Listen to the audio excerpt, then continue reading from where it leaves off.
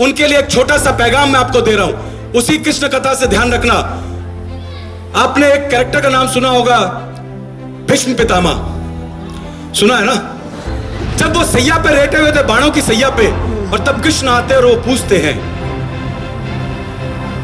तो भीष्म पितामह और कृष्ण से पूछते हैं, हे कृष्ण, मैंने अपने जीवन में कोई गलत काम नहीं किया, फिर मेरी ये दशा क्यों कि मैं इस बाणों की सैया पे लेटा हूं? तो जानते हैं कृष्ण क्या कहते हैं? कृष्ण कहते हैं, ये तो सही है कि तुमने अपने जीवन में कोई गलत काम नहीं किया, मगर जब अच्छा काम करने का मौका आया था तब तुमने अच्छा काम भी नहीं किया।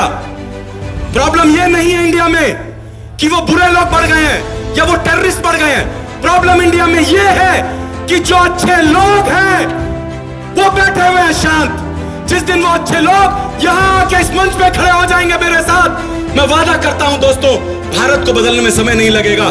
सिर्फ हमें चाहिए मुट्ठी भर लोग जो तैयार हो इस जंग को लड़ने के लिए, और हम सब आगे बढ़ेंगे।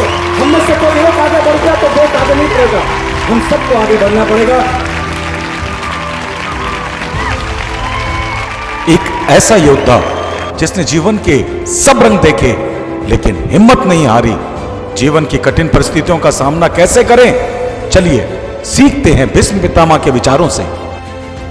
अंत समय में भीष्म ने युधिष्ठिर को जीवन का एक अनमोल सत्य बताया कि जो लोग झुकते नहीं हैं उन्हें दुखों का सामना करना पड़ता है, और जो हर अच्छी और बुरी परिस्थितियों में भी विनम्रता पूर्वक शांति से काम करना जानते हैं तो वो बुरी से बुरी समस्या से भी सुरक्षित बाहर निकल के आ जाते हैं। भीष्म पितामह ने युधिष्ठिर को बताया कि जब एक नदी अपनी पूरी शक्ति के साथ समुद्र तक पहुंचती है तो बड़े से बड़े वृक्ष को, पेड़ को बहाकर अपने साथ ले जाती है, लेकिन ऐसा क्या है कि छोटी घास, कोमल बेल और नरम पौधों को बहाकर नहीं ले जा पाती?